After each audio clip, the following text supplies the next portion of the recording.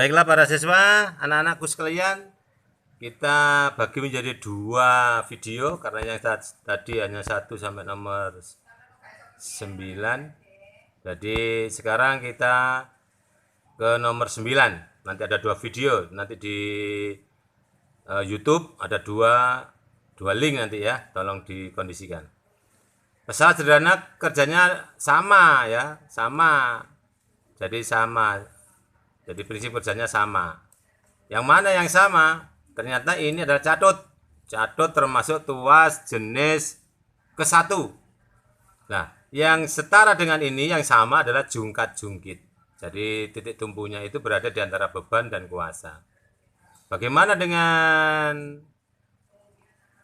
gerobak dorong beroda 1? Gerobak dorong beroda 1 ini termasuk tuas jenis kedua.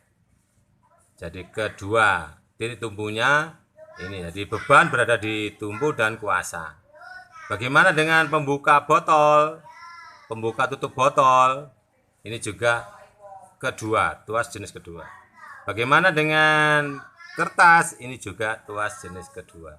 Sehingga jawabannya adalah B, nomor 9. Nomor 10. Nah, nomor 10 ini ada ralat sedikit karena soalnya tadi 100. Kalau kita hitung-hitung ketemu 0,5, nggak ada jawabannya. Saya sudah memberikan kunci 2, yaitu C. Oleh karena itu harus kita ganti menjadi 400. Jadi yang tadinya 100 kita ganti 400. Nah, 400 itu jarak dari A ke B ini, termasuk satu gelombang. Lambdanya 400 cm, dijadikan meter dibagi 100, ketemu 4 meter. Bagaimana cepat rambat gelombang yang ditanyakan? V sama dengan lambda kali F. Sama dengan lambda. F itu adalah N per T, banyaknya gelombang per waktu. Banyaknya gelombang berapa? 1 gelombang. Kita ambil 1 gelombang. Berapa waktunya? 2 sekon. Sehingga setengah. Dari frekuensinya setengah dikalikan 4 sama dengan 2 meter. Jadi ini sama dengan berapa? 2 meter V-nya. Jadi 2 meter.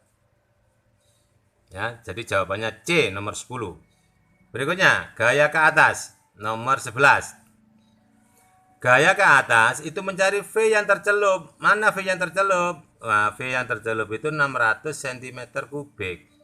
600 cm kubik dijadikan ke meter kubik dibagi 1 juta ya. Jadi 600 dibagi 1 juta ketemu 600 per 10.000. 0,0006. Bagaimana gaya ke atasnya? Rho GV. FA sama dengan Rho kali G kali V. 1000 kali 10 kali 0,0006. Nah, ini kalau dikalikan 1000 masih 0,6. Dikalikan 10, 6 Newton. Jadi jawabannya A, nomor 11. Nomor 12. Nomor 12, bagaimana benda diamati dengan loop? Ini kita turunkan dulu. Benda diamati dengan loop saat mata berakomodasi maksimum. Ini harusnya di antara titik O dan F. Semakin ke sini, semakin bagus, semakin lebih besar. Bagaimana kalau pada titik F? Pada titik F itu harus pakai mata tanpa akomodasi, tanpa berakomodasi di titik F. Sehingga jawabannya yang tepat adalah C, karena berakomodasi maksimum antara titik O dan titik F. 12 itu ya. 13. Nah, 13 ini nanti nomor 13 SO 40 cm karena F-nya 20. Jadi 2F-nya 40 berarti sama di titik 2F. Kalau menurut sinar datang sejajar sumbu utama dibiaskan melalui titik fokus. Sinar datang diteruskan tanpa dibiaskan, bayangannya itu pasti di 2F sehingga sama antara bayangan dengan benda 40 dan 41 kali. Ini cara cepatnya. Kalau enggak itu ya pakai 1 per F sama dengan 1 per SO ditambah 1 per SI. Toh hasilnya nanti sama 40 nanti SI-nya. Sehingga perbesarannya 1 kali. Nomor 13 jawabannya D, delta. Berikutnya nomor 14. Perhatikan. D positif. Ini D positif. Ini artinya gambar ini tolak menolak, berarti muatannya sama. C-nya positif. Kalau C positif, gamblet begini, gandeng. Ini tarik menarik. Tarik menarik, sehingga B-nya negatif. Tarik menarik. Kalau B negatif, A-nya bagaimana? Ini tolak menolak, berarti sama-sama muatan negatif. Sehingga kesimpulannya A negatif, B negatif, C positif. Jadi jawabannya adalah B. Ini jawabannya. Jadi jawabannya B. Itu nomor 14. Nomor 15. Ingat, ini rangkaian paralel. Pada rangkaian paralel beda potensialnya sama. Sama-sama 12 volt. Sehingga kita pakai hukum Kirchhoff. Kuat arus yang masuk I1 sama dengan kuat arus yang keluar. I2 ditambah I3. I2 diganti V per R2. I3 diganti V per R3. Sehingga V-nya 12. R2-nya 6. 12 bagi 6, 2. Kemudian V-nya 12. R3-nya 2. 12 bagi 2, 6. 2 ditambah 6, 8 ampere. Jadi nomor 15 jawabannya C. Berikutnya 16. 16 itu kita pakai NP kali T. Kita turunkan biar semakin bagus nanti. Nah, ini. Jadi 16 ini jumlah itu kita pakai N, daya itu P, lama itu T, sehingga energinya W, N kali P kali T. Nah, 5 kali 20, 100, 100 kali 12,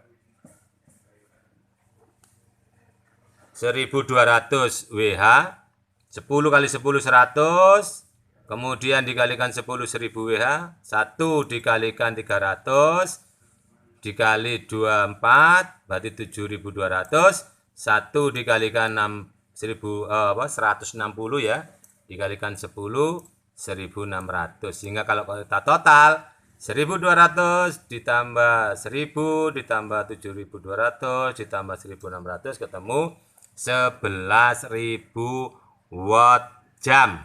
Dijadikan kilowatt jam dibagi 1000 sehingga 11. Biaya tadi Rp100 per kWh dikalikan 30 hari. 1 bulan itu 30 hari dikalikan 11 kWh. Ketemu biayanya Rp33.000. Jawabannya ini. Jadi jawabannya adalah A. Baiklah anak-anak, kita lanjutkan. Nomor 17.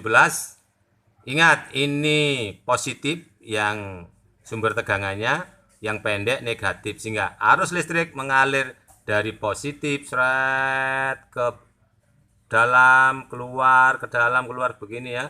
Ini proses kuat arusnya. Kita genggam, ini kuku, kita genggam dengan kaidah tangan kanan, maka arah ibu jari itu adalah kutub utara, sehingga N kutub utara. N dengan O bagaimana? Tarik menarik, ini ada keterangan tarik menarik, sehingga O-nya kutub selatan. Sisanya ya kutub yang berlainan, sehingga selatan, utara, utara, selatan. Jadi kalau kita gandeng MS, N-nya utara, O-nya S, B-nya utara, sehingga SU, SU. SU, SU. Jawabannya D. Nah, ini nomor 17. Sekarang nomor 18. Bagaimana untuk rumus C2H5OH? Ini kita lihat. C itu karbon, atom karbon. Sebanyak berapa? 2. Jadi tulis 2. Oksigen, O-nya itu ini dok. 1 tunggal, berarti 1. Hanya ini H5. Kemudian di sini ada H lagi, berarti 5 tambah 1 ada 6. Mudah bukan? Sehingga jawabannya adalah D, delta. Baiklah anak-anak, lanjut ngebut ini. Pasang surut air laut, ini turun serendah-rendahnya. Ini dinamakan pasang perbani. Pasang perbani itu air laut turun serendah-rendahnya. Kapan terjadinya? Saat kuartil pertama dan kuartil ketiga. Ini akibatnya gravitasi bulan dan matahari itu saling tegak lurus. Perhatikan ini matahari. Jadi matahari Ini dengan bulan harus tegak lurus. Nah, tegak lurusnya ke sana. Jadi tegak lurusnya ke sana. Ini tegak lurus. Nah, tegak lurus. Sehingga posisi 1. Dan posisi tegak lurus lagi adalah posisi 3. Sehingga yang betul pasang perbani ini pada posisi bulan di 1 dan 3. Yaitu lurus. Tegak lurus. Kalau lurus ini bagaimana? Ini pasang maksimum atau pasang purnama. Posisi 2 dan 4 ini adalah pasang purnama. Anak-anak, yang terakhir itu disuruh mencari evaporasi, apa destilasi, apa sublimasi, apa filtrasi. Nah, evaporasi itu pemisahan campuran karena titik didihnya lebih tinggi. Ini dengan penguapan ini ya. Jadi dipanaskan menguap sehingga zat terlarut garamnya ditinggal. Nah, ini namanya evaporasi, penguapan.